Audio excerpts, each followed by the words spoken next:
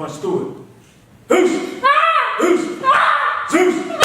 Zeus! That's what this is about. Good. Let's get to that. Why are you crying?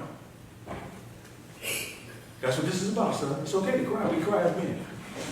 Because it is harder to do with my left hand. Okay, good. You know in life it's going to be things harder for you to do than other things? Yes, sir. And you know those things that may appear to be hard to do, you're going to have to do as a man, regardless.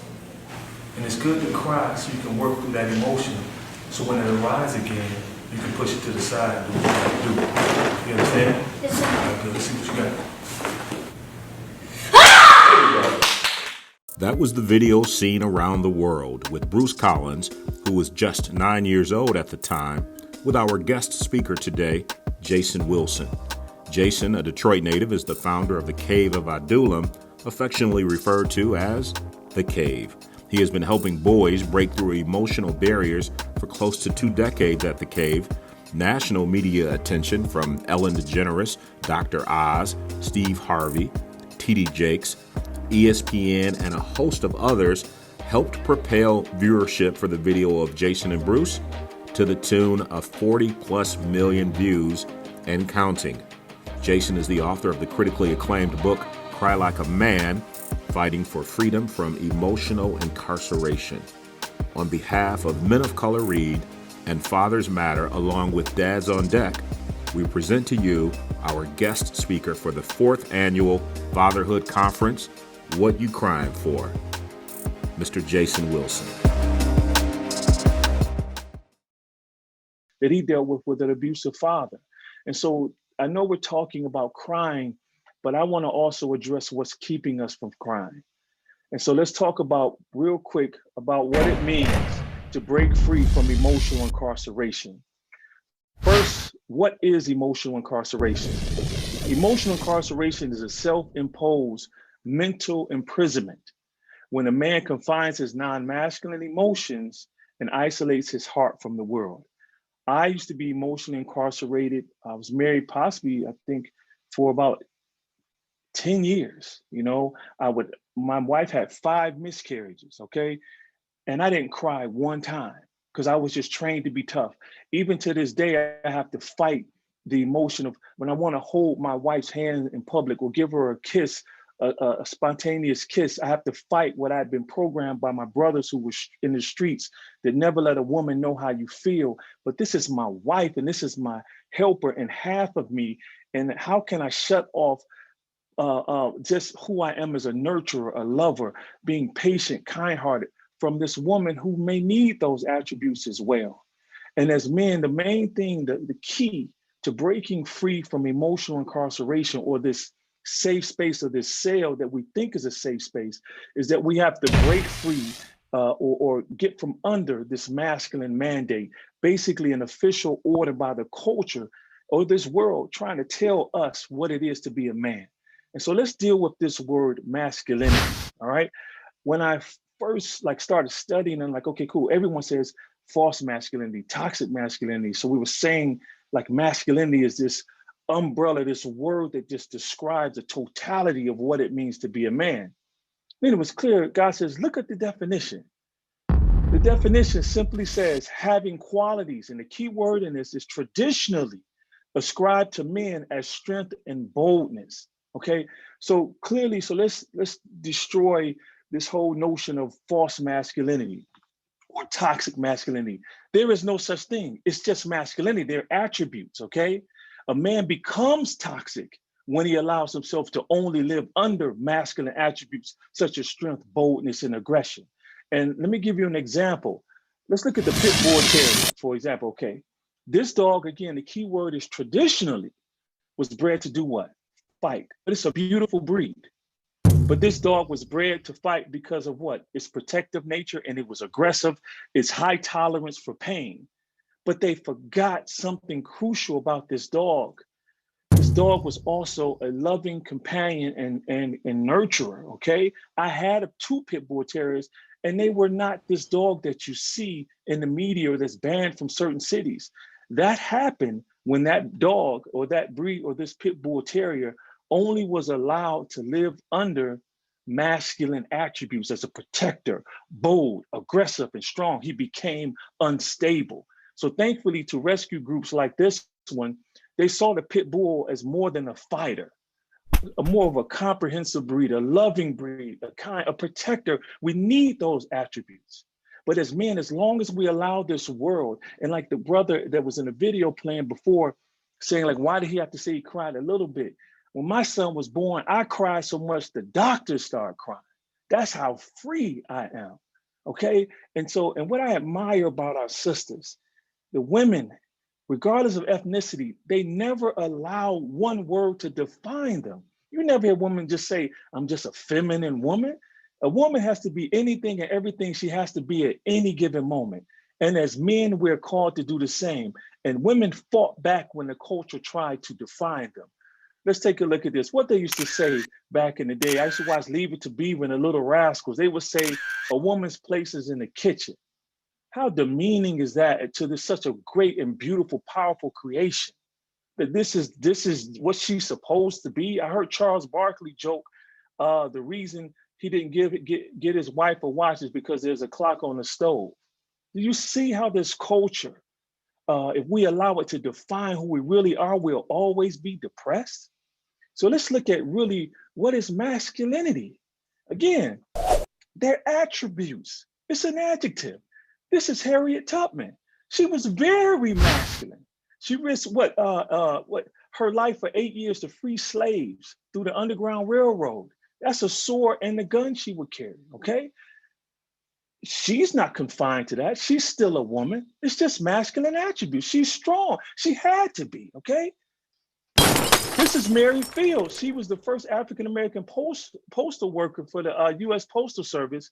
She was courageous. She carried guns. She fought off bandits who tried to rob her, even wolves. And even when it was too much snow for the horse and carriage, she would walk and still deliver the mail. Masculine attributes. But was she only masculine? Of course not. She was a caregiver and loved children, a nurturer. She was comprehensive. Here's another sister. Her name is Lauren Kornacki. She lifted the car off her father when it collapsed when he was working on it. Masculine attributes, strength, strong, boldness, and saved her father's life. And so again, as men, we must understand the key thing to breaking free from emotional incarceration is that we understand that we're more than masculine. You can say it right now. I know the mics are muted. Say, I am more than masculine. Once you start saying that, masculine. Yes, good. Say it again. Say, I'm more than masculine. I'm more than masculine. Good. I wish I was here in person. I mean, we were in person, so we can really engage now. Look how many professions that our brothers would desire to do, but didn't chase those or fulfill out that deep desire because it was called feminine to be a florist. It was feminine to be a nurse. You can't be a nurse. That's a woman's job. You need to be a doctor. You can't cook. That's a woman's place. You can't be in the kitchen. And look, some of the greatest chefs in the world are men. I love flowers. And I talk about it later in this presentation. As long, again, my brothers, that's the key in our talk on being comprehensive, living from our hearts, man. Stop being fearful of what this world is going to say because you're going to be different. You're going to counter or be in a stark contrast to what they say a man is. And the truth be told, they need who you feel you are inside, not the one you're hiding. Now, this was a time in my life where I had to make a decision. Either I was going to stay a masculine male or I was going to become a comprehensive man. This is my beloved mother. She's no longer with us. She passed in 2016, as I wrote in Cry Like a Man. And this was a moment when she was just, she had a mini stroke, and I was just listening to her, being patient and loving as she was expressing just the trauma she had experienced in her life. And she had been struggling with dementia, I think, for like 6 years at this point. And I wanted her, I prayed to God, I say, please take her life. She's suffering. This isn't living. And he clearly said, he says, Jason, that is not love. He says, you must become comprehensive to take care of her. You have to become a loving son, patient, kinder, a nurturer. And so I started massaging her scalp on certain visits to calm her thoughts down. I couldn't do that when I was a hypermasculine male. I would read her the Bible. She would love Psalms 91 just to calm her soul and touch her and do sensitive things to just calm her spirit. Again, when she was at home, massage her scalp, kiss her. And here, this is me filing her fingernails, okay? Listen, if anyone exude masculine attributes, it's me. But when I became comprehensive, my brothers, I was liberated to be a human. And that's when I really started living freer and experiencing life to the fullest. Now, we need to talk about the culture's influence. So I grew up in the mid 80s. I was born in the 70s, so I say the 80s and 90s. And so this was the music of my era, Criminal Minded, KRS-One. Do any of these brothers look like they to be played with? No smiles nowhere. Eric B. and Rakim, no smiles, okay? Ice Cube, this was his first album. Many cite it as his best album ever. Not a smile out of 1,000 brothers behind him. All we were programmed to be were masculine males. As a result, all of us grow up like this, fun-loving, smiling, enjoying life, want to try things different. And this was me. That's the last picture is me in the 8th grade. But things happen in our lives that shape us. And typically it's something traumatic or an experience that causes you to make a personal vow that you will never love someone that way again. I'll never let her or him ever get access to my heart and my loyalty again. For me, and I didn't realize this until I wrote Cry Like a Man, it was when my good friend Kelly was shot and killed at my middle school in Detroit. I believe it was the first middle school shooting in Detroit's history.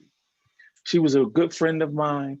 And at this time, there were no social workers in Detroit schools at all. So here it is at 12 years old or 13, I'm trying to process this pain that I'm feeling. And this is a quote from her mother, Audrey. She says, "I'm concerned about the children." That's a traumatic thing to happen to any 13 or 14-year-old. They could be emotionally scarred for a week, a month, a year, or forever, who knows? Unfortunately, I had held on to that suppression. I suppressed my emotions until it became depression. Now, let's look at trauma. Again, when I'm talking to young boys and even grown men, we wear trauma like a badge of honor instead of just saying, wait a minute, this is not how we're supposed to live. We should not live in fight or flight, which is the brain's response to acute stress.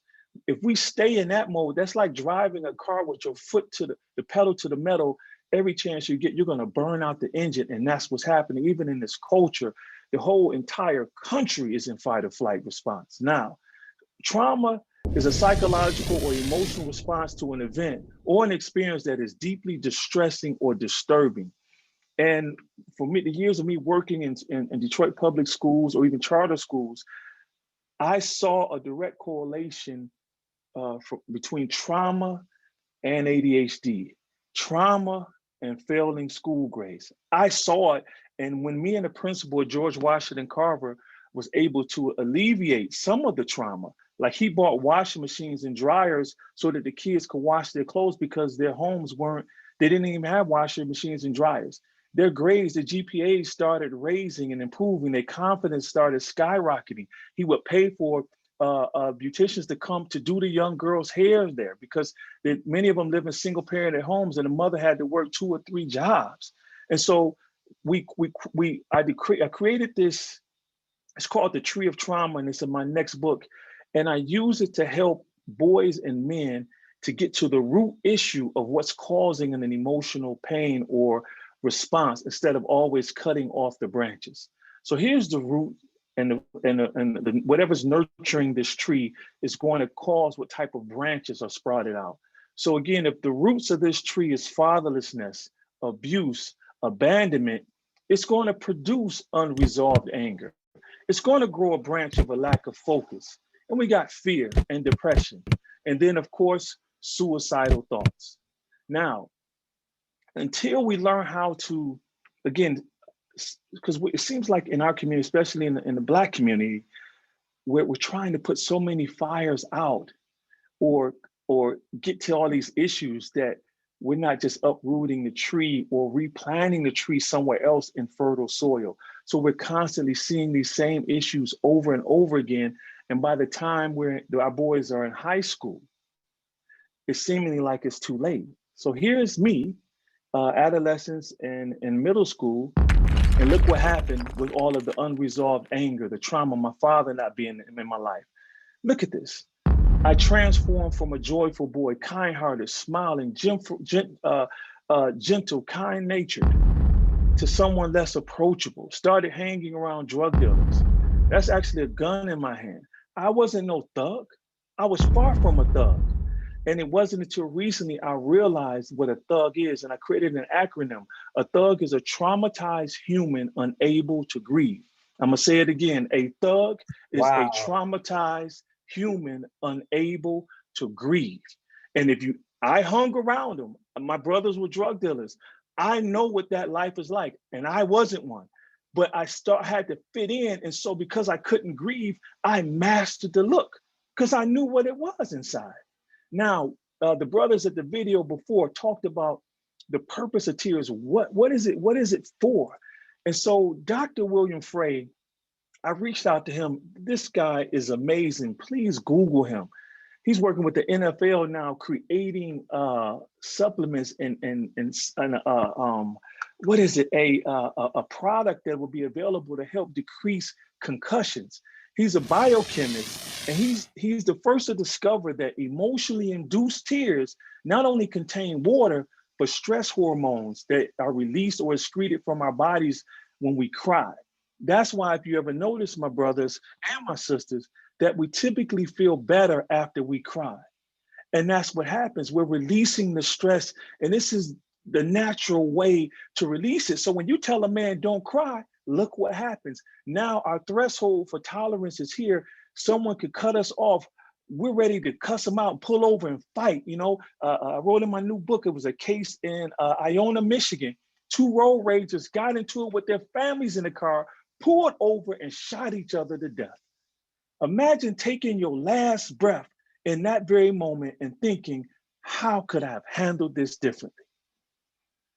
That's why we have to break free from emotional incarceration. It's so bad in the culture that our brothers have to tattoo tears. They have to look hard to grieve.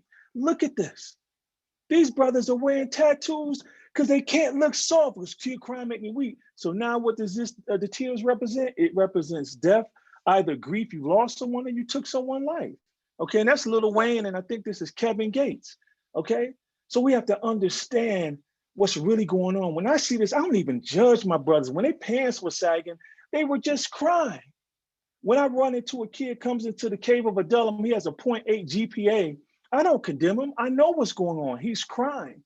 That's why within 16 or 24 weeks, I can get that kid to be a 3.0 or higher student without academic tutoring, just by giving him a safe space to release and reflect so that he can reset. Now, what happens to our bodies when we suppress our emotions? This is a study from 2013 by the Harvard School of Public Health, all right? People who bottle up their emotions increase their chance of premature death, okay? Let me just stop there for a second. I know I've lost countless young men and friends because they bottled up their emotions, end up going to a place where they shouldn't be, or get into an altercation where they know 9 times out of 10, this may end up into a shootout and they die. People who bottle up their emotions, this is a study, increase their chances of premature death by more than 30%. And then with the risk, we increase our risk of being diagnosed with cancer by 70%. Just sit with that for a moment. The less we express ourselves, my brothers, it increases our chances of doing something foolish. Like, I don't know how many of you married, how many times you bring home the stress from your job or whatever, and now you don't even have the capacity to listen to any other issues. Or if your son or daughter is clingy or just broke something, you just lose it instantly. because we're not used to releasing these things in the moment. And that's a whole nother topic that I discuss in my book. So let's keep moving, because I know I want to do some Q&A here. Now, this is the rapper Drake. Again, the culture's influence. He says, I pop bottles because I bottle my emotions. Okay, it sounds cool. I love the wordplay and everything. But bottling up our emotions, as we saw, is dangerous. This is a young man who came to my office many years ago. His mother came in my office crying, okay? He had a condition of cutting. So she thought he was trying to die by suicide, but he wasn't. After working with this young man, it was because his father wasn't in his life. He stopped cutting himself, graduated for high school, and went to the military, all right? Again, allowing him to release, okay? Well, reflect first on what's causing the pain so that he can release all of these negative thoughts and emotions before he becomes toxic. Then he can reset and re-enter the world. Now, the data, let's look at this. In just about every country, men die by suicide 4 times as often as women. My brother, so when I ask this question, when I'm talking to groups of men, why is this? Why do we die by suicide 4 times? It's actually 3 to 4 times as likely as women. Brothers would say we're under more stress. They say stress, depression, anxiety. I forgot another one. And then I say, aren't our women, our sisters, under stress? Don't they have anxiety? Don't they have fears of failure? And they all agree. And then at the end, as we process this, they say, wow, it's because we don't express ourselves. We hold it in. And this, that, just basically it's rooted in the results of what was discovered by Harvard. Now, for the first time in history, Black boys 11 years of age and younger die by suicide more than any other race, okay? That's alarming for the field that I'm in. Just last month, I got contacted by a therapist who just wanted a therapist. And I'm not a therapist, I'm not a licensed therapist. He just needed someone to release and talk to about the heaviness of what he does daily. He got 2 calls from one school during the pandemic of a 9th grader and a 6th grader dying by suicide. These boys felt that every emotion, anytime they brought up something, they were impassively dismissed. And again, when you're in a culture where everyone is goal-oriented, seeking success instead of defining it for ourselves, we stay so busy that we miss the blessings that are in our lives and lose them. This is an intake form to the Cave of Adullam, and I blurred out the student's name, but I want you to see something. We asked each recruit, this is many years ago, it's much different than this now. We asked them to circle the issues in your life that you need help with. He circled fear, anger, absent dad, and a lack of focus. Now I want you to read his comment. He says, my comment is about my absent dad. Then it turns into fear, and then anger. Then it takes my focus away. This young man is actually a very good verbal processor, but he never had an opportunity. He told me later, this was the first time he was able to express that, okay? Now, 73% of our recruits circled lack of focus. 98% of our recruits circled anger. And this is deep. 86% of our recruits did not know why they were angry. And so no wonder when I would walk through schools, and I took these pictures myself, I would see all of the lockers kicked in, glass broken, all right? Boys were angry, and I talked to them. Everybody expected them to act like a man, but there was rarely a man in their lives patiently teaching them how to be one. And even that man himself was still holding on to unreleased trauma and emotional pain because he wasn't a comprehensive man. So as you can see, until we start, that's why I love Frederick Douglass when he said, it's easier to raise boys than it is to repair broken men. That is so true. However, we can't leave men broken. So I say Sankofa. I have a statue right here of the bird that's turning back, reaching back for an egg. We not only have to heal the current generation, but we have to go back and heal the fathers and our older brothers and uncles, because we have to, we can have all the resources, money. I mean, It doesn't matter if it lands on unfertile ground, if the mind isn't healthy, the emotional, our emotions are ruling us, our negative emotions are ruling us and making us toxic. There won't be any progress. And that's what we've been seeing. I remember a friend of mine, he was the director of mentoring for the US government. He had spent $300 million on mentoring, and he's at a table with tears in my eyes. He says, Jason, but it didn't work. And that's why I'm so thankful for what you guys are doing and allowing men to just express themselves and be free and no condemnation. This is so powerful, and I applaud you all. Now, what is a verbal processor? A verbal processor is a person who can freely vocalize their thoughts and emotions and effectively communicate why they feel the way they do. So now with me and my wife, we typically don't have like fallouts or just arguments where it's days we don't speak, because I know how to articulate how I feel. Instead of saying, baby, you pissed me off, I say, wow, that hurt my heart that you don't trust me with the finances. Man, it makes me feel like a loser. And actually, it brings up my father's words when he said, you know, always condemning me when I made a mistake in sports or just in life. And now it allows my wife to drop her guard and say, wow, I'm sorry, baby, and vice versa. And so this is a very powerful, I mean, the goal, if you can become a verbal processor, my brothers, you can not only stop the conflict in your home and your job and your workplace, you can deal with the war that you're waging inside. Because if a thought tells you, let's say this morning, everything I had to go through, say, well, man, you know, you're going to be too stressed out. You got too much to do. Maybe you should just postpone the talk today. No, I reflect on that. I realize that's a negative. That thought and emotion can't even benefit me today or the Most High's will for my life.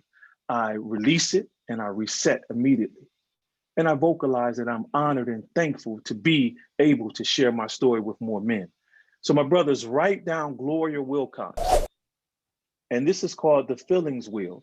And I want all of you to go to Google and save this image to your phone. As you can see in the middle of the wheel, you have what they call like the core emotions, okay? Then it branches out to what's deeper, like the root of being scared, your fear of being rejected. Then you go to the third tier. It could be discouragement. You feel insignificant. You fear you may be embarrassed. And so instead of just saying, I'm angry, I'm pissed, you say, man, I'm jealous because they get more attention than I do. And now you can get to the root cause of what's causing you to be angry, all right? So please keep this. This is a tool I wanted to leave, which I know I'm over my time. I just want to close with this last one here. So this is one of my first recruits. His name is James. When I met James, okay, he averaged 4 detentions and 1 suspension a month. He smoked an average of 2 blunts of marijuana a week. His grade point average at the time was 0.8. His behavior honor level was 3, with 3 being the lowest, 1 being the highest. His principal repeatedly threatened to expel him. What was interesting, and this just hit me, I paid for James to go to this retreat, a men's retreat, and just to get away in the wilderness, you know, young men and mentors were there. And my phone rings and the camp counselor says, hey, can you talk to James? Something's wrong. I'm like, what you mean? What's wrong? I mean, everything's good there. He's like, yeah, that's why I don't understand. James gets on the phone. He says, Jason, he never called me Mr. Wills. He would just say, Jason, something's wrong here, man. I said, what's going on? Somebody trying to hurt you? He says, no, everybody's nice here, man. They trying to set me up. That's literally what he said to me, because he grew up in Highland Park. He didn't have his father's life, had to fight young, okay? And I said, James, no, son, no, it's fine. Relax, everything's gonna be okay. The fact that we have boys with this mindset going into schools, and then we wonder why they're not focused, because we're not really addressing the core need. We're focused on the academics, but they need mental health services. They need groups like yours, more of them, so that these boys can talk and express that. I'm looking at some of your faces now. I'm like, if I would have had any of you in my life when I was in the 8th grade, I'd have been a lot better, all right? So again, I use martial arts to teach boys basic understanding of what's needed to overcome whatever they're dealing with. So here I put on the board for him to break anger and a lack of focus, because those were his two main areas he struggled with. He broke the board through training physically and mentally, and he had the basic tools to overcome it. And after that, his detentions and suspensions were eliminated. He overcame his marijuana addiction. His GPA improved from a 0.8 to a 2.1. His behavior honor level went from a 3 to a 1 within 12 weeks. Excuse me. And as a result, he graduated and currently lives in Arizona. Now, has James had his battles? Of course. But this is to show you what happens when you allow a boy to release his emotions, to be a human being, to be a nurturer, and also to be courageous and strong, sensitive, compassionate, everything, and to honor his emotions, to never negate how he's feeling. And as parents, we have to do a better job of not dismissing what our children call stress. Now, this is his message, and I hope this really encouraged you guys. This is Facebook. This is how old he is. Look at Facebook. And then my beard was black in the profile picture. He says, Jason, I never told you thanks for having the cave at GWC. I finally learned self-control, and I learned from the creed and training what a real warrior is. Things like weed is not needed for me to deal with life. I now know that negatives in my life and the obstacles I face are tests we are put through to grow and thrive, and not things to be depressed about. That moves me to tears every time I see it, because I just have a high school diploma. All I did was show up with love. That's all I did. Let's finish on the end game. This is the goal, gentlemen. Comprehensive manhood. A comprehensive man, write this down. And I talk about it in my next book. You'll have it there, but write it down now. A man who is courageous, but also compassionate, strong, but sensitive. Key, a man who freely lives from his heart instead of his fears. Again, a man who's courageous, but also compassionate, strong, but sensitive. A man who freely lives from the love in his heart, not the trauma, not the emotional pain. None of that, but live from the love in his heart instead of his fears. This is a quick chart I put together so we can juxtapose what a masculine male is compared to a comprehensive man. A masculine male suppresses his emotions. A comprehensive man freely expresses his emotions without fear of being judged. A masculine male only exudes masculine characteristics. A comprehensive man exudes both masculine and non-masculine characteristics. A masculine male feels threatened when another male is more successful than him. But a comprehensive man is not threatened by another man's success. Instead, he is inspired by it. A masculine male views women as sex objects and subservient. But a comprehensive man respects women and values their superior qualities. A masculine male feels fear. I wish I had time to touch on that, but would do anything, even risk his life, to prevent anyone from knowing he is scared. In contrast, a comprehensive man feels fear, but can publicly admit it, and as a result, make decisions that aren't detrimental to his life. Lastly, a masculine male is a slave to his negative emotions. A comprehensive man masters his negative emotions before his thoughts become toxic. Again, this is the goal, to be able to freely express your emotions regardless of who's around. You don't fear being judged or anything. You would not go back into your cell. You would not be emotionally incarcerated anymore. You exude both masculine and non-masculine emotions. You are not threatened by another man's success or a woman's success. You are inspired by it. You respect women, and you value, when I say superior, because so often, we act like they can't do nothing better than us. Man, my wife runs this organization. Okay, we got the staff insurance. She take care of all of that. Okay, and I'm not intimidated. I'm okay with my lane. Okay, I'm fine with that. Okay, and I'm thankful I got a woman in my life who has superior qualities. A comprehensive man feels fear, meaning, gentlemen, you feel it, but you don't succumb to it, okay? But you can publicly admit when you're scared or whatever, and you still push through it. I tell my wife sometimes I'm nervous, I'm scared. I let that out of me so it can't rule me. And lastly, we master our negative emotions before our thoughts become toxic. So again, I guess this is time for comments and questions. I don't know your time, but I stay over because I know I went a little longer. I just wanted to give you more information. I didn't want to just leave with 15 minutes, but if you guys have anything you want to ask me, I'm open. Yeah. So I'm gonna come out of this, Norman. Okay. Right Thank you. now. Let me stop sharing the screen. All right, I'm good. So First let's and go. foremost, Yep. Wow. Yeah, I won't go there. I'll leave it to the people. So, okay, we're going to do a Q&A. This is going to be fishbowl setting. So it's going to be, I'm going to pin, I got you pinned. I'm going to pin 4 of you guys. Let's see. I got to remove his spotlight. And I'm going to pin 4 of you guys to the screen. It's going to be Chris. Let's see. Pam, is it pinning you, Chris? And then I'm going to pin Laz. Let's see, I should be able to pin several. There we go. We're getting there. All right. And then I'm going to pin Mickey Wallace. Let's see. And they are going to ask questions. They're coming from the chat, so we're not going to just, but they're just kind of going to navigate some of the questions and make sure that we all get added. So let's see if I can. Mickey, how about, let me add Jason back to the screen. Mickey, I'll find you and I'll add you somewhere between there. I just want to make sure we get it going so we stay, I know some people's lunch break, so. How about you guys go ahead and start taking the floor, Chris and Laz. Right. Thank you, Jason.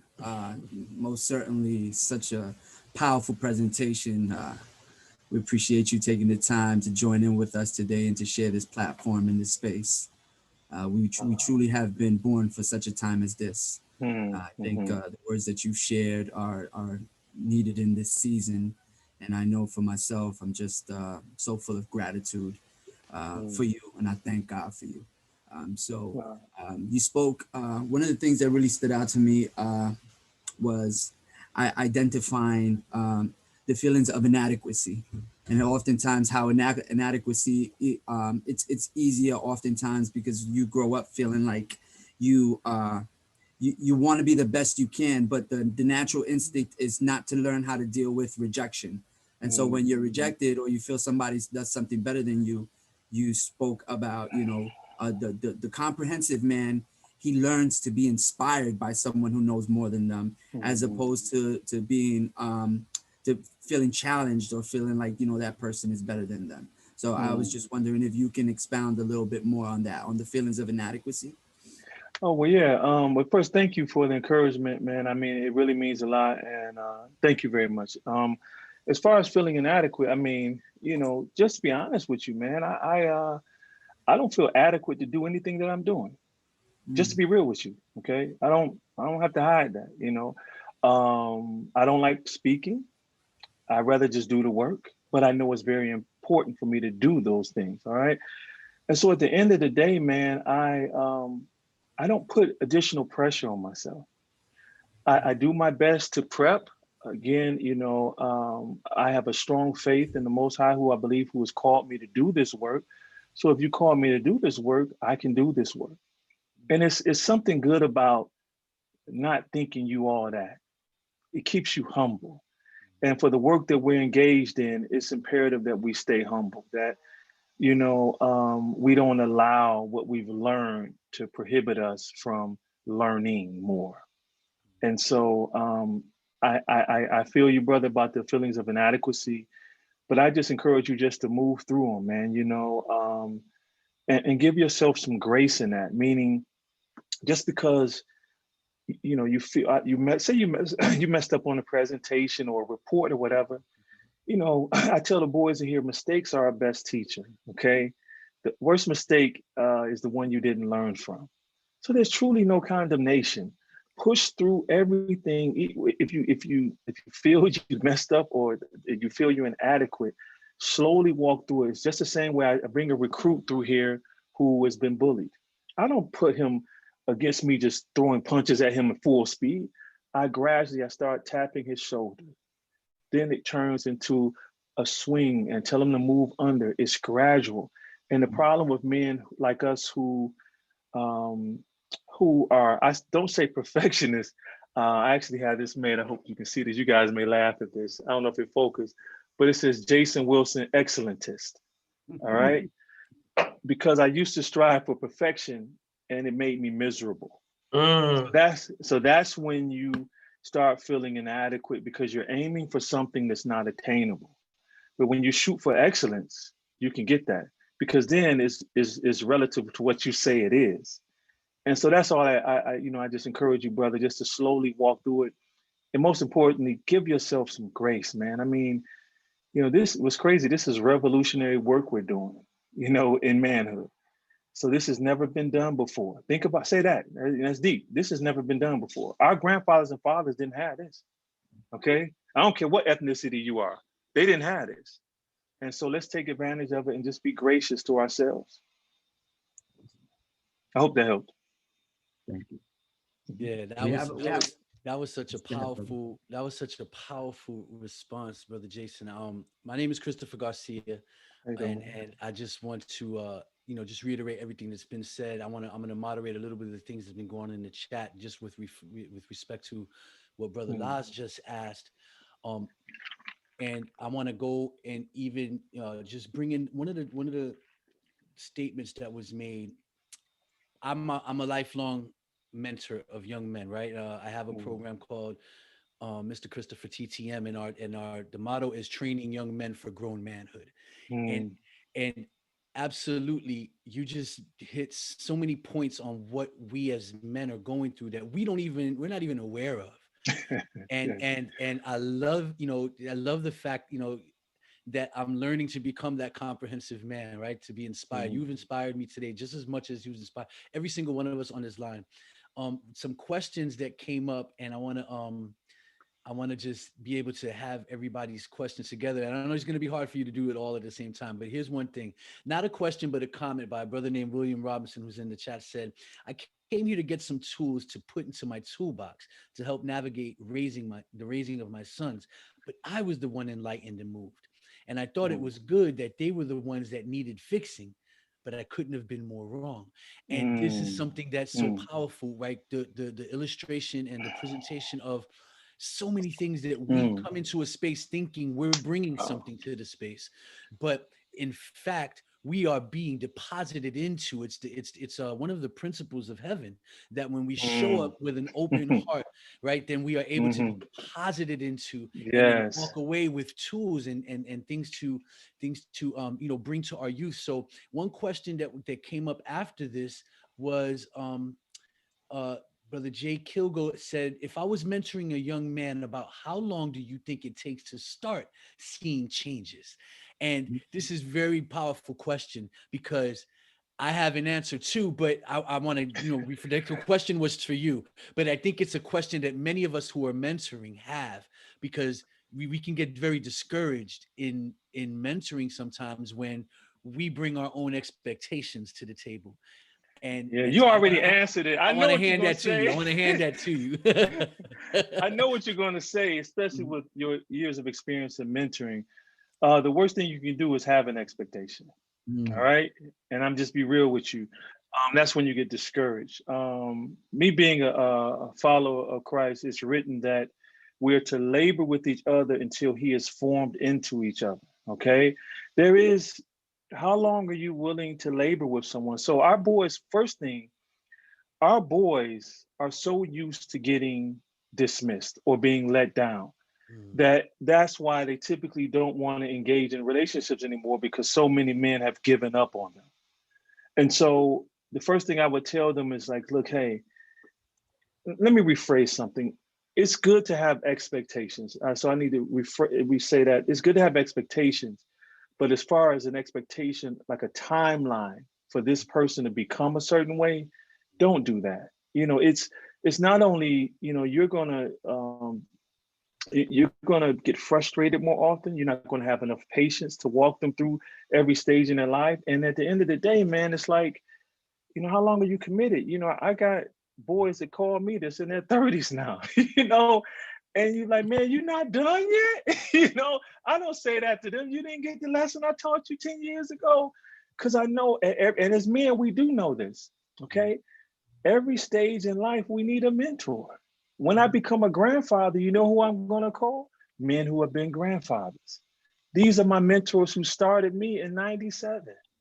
And so that's what I would say. Have an expectation, and then have your mentee write out his expectations for this relationship. And that'll help you stay on task with helping him. And again, but allow them the freedom to make mistakes. Allow them the freedom to grow. And you'll find the beauty in what you're doing. Because again, for someone to mentor, I salute whoever that was, and I thank you. We need as many of you as possible. But again, give yourself some grace and give the young man some grace as well. And that's what I would say. Yeah. Before I let, I'm gonna think Brother Mick has to come in. I just wanted to add to that, brother, that you said is so powerful. The Lord showed me one time, as it relates to this particular topic, that the level of your trauma oftentimes determines the time frame of your triumph. So in that regard, every one of us have different levels of experience with trauma, and it's not even in reality to expect the same time frame. The process is different. Depending on how you dealt with your trauma will determine how long it takes you to triumph over some of these things. And some things will stumble over a number of times. And that's why you said it's so common. Young men call me 10, 15 years later. Also, I smile. I go, wow. Yes, okay, well, praise God, you got it. 10 years, right? Yes, whatever. And some other men got it right away. But it's really about how did they deal with their trauma, and how much trauma did they experience? Because not everybody had the same level of trauma, and not everybody had the same depth of field in trauma. So some people experienced extreme trauma, and that isn't easy to overcome. So it's really about us as mentors being, how willing are we to sit and ride this process out? That's real. And real quick, I want to say this, and it hit me as you were sharing this. Everyone on here who's a mentor, therapist, teacher, I don't care who you are, if you're not familiar with the term compassion fatigue, I want you to study it, okay? It's what nurses who are at war experience, or doctors experience, great fatigue from caring and nurturing people. So you're gonna grow, we will grow impatient and frustrated if we do not take time for ourselves and reset. Again, we can focus on helping our mentees and the students, but as long as a teacher is stuck, like you're saying, holding on to the trauma that she or he has experienced, and hasn't had time to reflect and release it, their threshold for tolerance or patience is just, they don't have the capacity. And so that's what I would want also to add, because we're asked, like, when are you going to change? It's because we got so much stuff going on in our own life, okay? And so again, self-care is so important for those of us in this field. And I can also touch on, since you brought up the Lord, what's interesting, and it doesn't, whatever your faith is, it's interesting. You hear the verse says Jesus wept. Now here it is, because in that same passage, his friend Lazarus dies, okay? And he knows he can raise him from the dead, but still cry. Why? Doesn't make sense. That's like you, my brother Christopher. If you were to drop dead and we had dinner, I'm gonna just start crying so bitterly. No, I would just say, no, get up, Christopher, come forward. It was a way of showing that we need to release trauma, because he was in a human state. Why is it that we think, as those of us who deal with this trauma, vicarious trauma, receiving all of this, seeing these things every day, that it's not going to affect us? It's going to affect the way we mentor and the way we love one another. And so, again, thank you for bringing that up, Brother Christopher. A very good point. Indeed. Great questions, brothers, and great lead into ongoing conversation as we get ready to make time to go into the breakout rooms. Jason, I just want to as well affirm you for standing in your power. And Thanks, so I'm going to move forward with the next question here. Regarding emotional incarceration, with it being self-imposed, why is it important to acknowledge that it is self-imposed. We come from a culture of, you know, pointing the finger. My dad wasn't there. My mom did this. My grandparents, this wasn't given to me. And it goes into that masculine term of I can get it on my own. But so many times when it comes to dealing with emotional incarceration, as you coined, we don't want to look at it as self-imposed. It becomes the what happened to me, what I'm a victim of. Why is it important to acknowledge that it is self-imposed? We have to acknowledge that it's self-imposed so we know that we can walk out at any time. As long as we think that we're sentenced to it by someone else or some situation or some altercation or whatever, we're stuck. We're going to stay there like I used to. I would blame it's because of my father. I would blame because my wife doesn't understand me. I would blame because I couldn't make it in music and all these other things. And when I realized, like, wait a minute, the door to this cell has been open since I came in here. I can walk out at any moment. When a man realized he put himself there, and we men, I see nothing but strong men on here. I see nothing but weak men on here. So that's another thing we got to stop saying. Stop when we see each other say, stay strong, brother. We're telling each other to do something impossible. Okay, it's impossible to stay strong. Let's just stop saying that. Say, be encouraged, my brother, okay? But I see strong and I see weak. I see comprehensive men. When we realize that, wait a minute, we here because we came in here. They call them man caves, but this is a mental prison. It's different. It's so important. We have to know it's self-imposed so that we know that freedom is at reach at any given moment. We just have to decide and then go get the help needed to not only break free, but to stay free. Indeed. I want to just take a quick moment and defer to Norman with our time frame for making sure that for those of you that are unaware, I think we at one point hit 100 participants. So I want to make sure, as in the respect to everyone's schedules, that we all have a time to dialogue in the breakout room. So Norman, I'm going to defer to you before we continue with anything for Jason. Yeah. And I want to say quickly, I'm gonna have Laz ask one more question from the chat. We have a quick book testimony. We're gonna do breakout sessions, but you want to stay on because we have a special treat for those who are able to do the survey. Word on the street is it may be a free copy of Cry Like a Man. So you want to stay on and fill out that survey. That's the word on the street. The birdie told me. So stay on. So Laz, I'll let you ask one question from the chat, then we'll pass it on to Jordan Riley. He doesn't even know that he has this opportunity to speak, but he's going to share a quick testimony of the book. So go ahead, Laz. Wow. Yeah, so we just want to recognize that we got several questions on the chat, and as we're talking in the fishbowl, we were just identifying some. There's one last question that we want to present to you, and before I do so, I just wanted to piggyback off what you're saying, because I know when you were speaking earlier, I thought about the scripture Joshua 1:9, where God says, "Be strong and courageous." And oftentimes, I know when I discuss this topic of strength with men, it's important to identify the difference between having power and being strong, and identify the difference. But there's a question in the chat that can I interject real quick? Yes. Before, because you said something really good. So real quick, so you brought up Joshua 1:9. So this is interesting. So let's go into the new covenant. Okay, so when Paul was complaining about all that he was going through, all right, Christ said, "My power is perfected in weakness." So we not only miss when we try to be strong all the time. We not only, limit ourselves to truly living, but when we don't allow ourselves to be weak, we don't even give God an opportunity to take over and take over our lives and his power to be perfected through us. So here it is, we strong. I'm the mentor of the year. I'm the teacher of the year. I'm gonna make this happen. Some days you just can't, man. You're wore out, you're tired. And even in that weakness, when you allow, I can't tell you how many times I've allowed my weakness. I allowed that to happen so that his power, even today, I haven't eaten, brothers. In this moment, his power is being perfected through me and showing me who I am. That's why it's so important that we stay humble. Okay, he had to tell Joshua that because his mentor was what? Who was Moses? He didn't have courage. So the last thing Joshua needed in that moment was to emulate his mentor. That's why God had to tell him that 3 times. But the 4th time, if we look, it was his men who told him to be strong and courageous. All right. And that's why he was able to do in 3 days what took Moses 40 years. All right.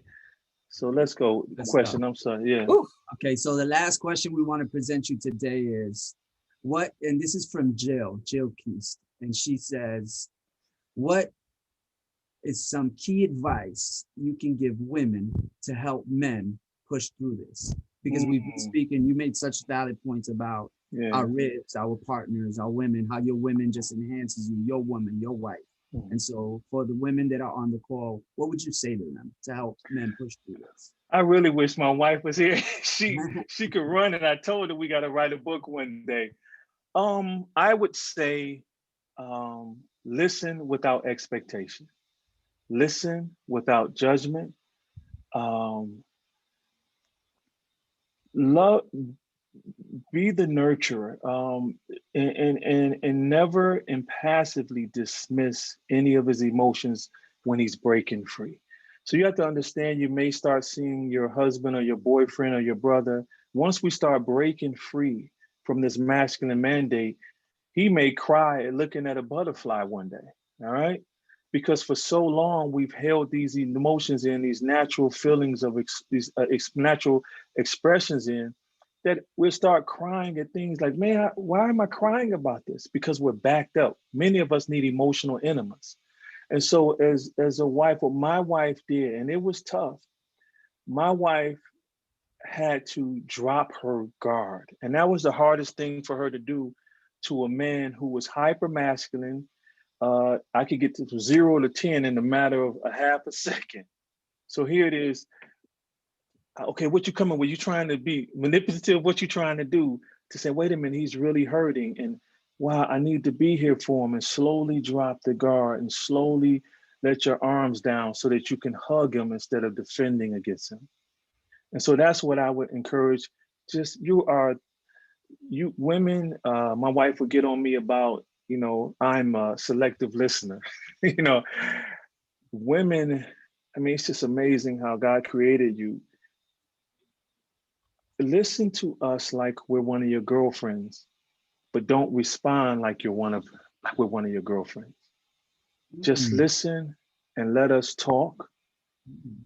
Just listen and let us talk.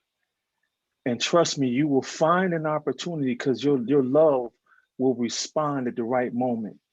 Take you out the way, listen to him like a mother listening to his son, because inside of every man is a broken boy. Listen to your husband's heart like it's your son. And another thing I do, let me show you this real quick. Wow, that hit me a little bit. Let me show you this. And I encourage this for husbands and wives. So I said, in every man, there's a broken boy, and in every woman, there's a broken girl. So this is a picture I keep of my wife in my phone. Whenever we get in arguments or whatever, I want to see the young Nicole. I want to see the young girl who possibly was wounded and hurt and felt not good enough. This is why she's responding this way? Is this why she's hurt? And I look at that often to make sure my heart is in the right place. So husbands, ask your wife for, talk to her. Of course, when you start becoming a verbal processor, you want to allow time for your wife to share things that she's hurting with as well. And in that process, say, hey, babe, what time in your life did you experience this? Can I get a picture of that era? I want to put it in my phone. And I encourage the wives to do the same things, because then your heart will become more tender during these conversations. Wow. Yeah. Okay. Yeah. Man, that blessed me. I know it blessed all of those who are listening. I mean, phenomenal. Yeah, okay. I'm gonna go with Jordan Riley. Jordan Riley, I'm gonna let you do your testimony. We'll then get ready for breakout sessions. Thank you again so much, Mr. Jason Wilson. I love your work. It is phenomenal. I am on there every day on your page. I love the video you just did about the mother wound. This book changed my life. When I say that, I've done four book clubs with young men, older men, friends, family. This book has been life changing. So stay logged on, guys, so you can get that copy. Thank you. I'm honored. Brother Norman, before we go into the breakout rooms, could I just ask that we just do something in honor of Brother Jason? If you can, everybody, let's just make some noise for the man via hand clap, via shout. Unmute yourself and clap it up. I like a salute, a big salute. Woo! Thank you, bro. Appreciation. Always. Thank you. My God. Thank you. Brother Jason, whatever virtue you have left on the table, I pray that it is restored to you double fold. It was such a powerful presentation. And I can't even talk. I know how incredibly it blessed me. And I'm sure that everybody else given the opportunity would say the same. I just wanted to make some noise for you, brother. You were so deserving. Thank you, man. Thank you. And that's one thing I talk about in my book is just for us as men to accept affirmation. So often we are lateral to the next brother. Like if I say you're doing good, brother Christopher, you say, well, no, Jay, I love what you're doing. And then it go back and forth like a lateral play in football. Instead of us just saying, thank you, brother, I received that. And so thank you, Christopher, for following your heart. And that really blessed me. Thank you. Amen. So let's go, Jordan Riley. I'm gonna give you a couple seconds to share, and then we'll go to breakout. All right, let's go ahead and unmute you. All right. Oh, you can hear me?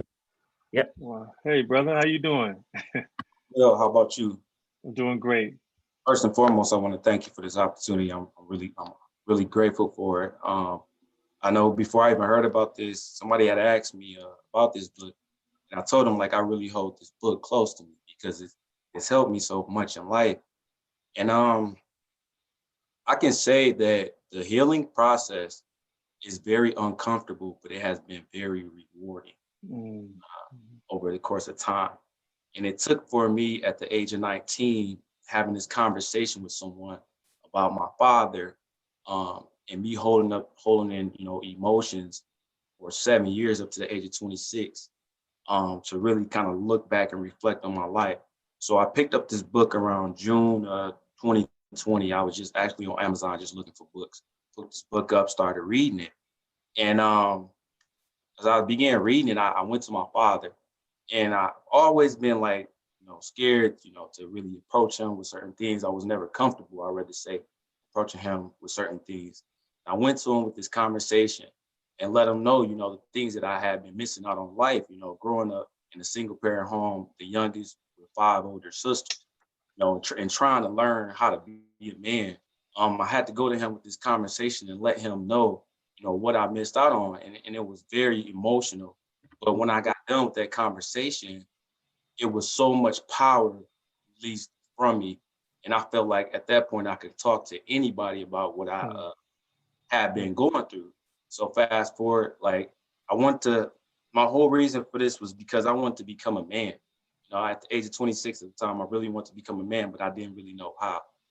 So I knew I needed a mentor, but I didn't know who my mentor would be. So I prayed about it. And I kind of let it come naturally to me. But I reached out to my mentor, and when I met this man, every time, and I'm gonna just fast forward, like every time we spend time together, the little boy inside of me heals. So I really want to thank you for this, and thank you. I'm gonna definitely check out the next one. So thank you guys. Thank you, Jordan, for sharing that, man. And it really blessed me to hear that. Every time, my journey could help someone else start their own, I'm humbled, man. So thank you. And I look forward to you getting the new book. It'll release in September through HarperCollins. So it should be all over the world. And it's really it's like the how-to for Cry Like a Man. And so I pray it blesses you as well. Thank you. Keep up the good work, brother. Yeah, thank you for sharing that, Jordan. Thank you for the transparency. Yes.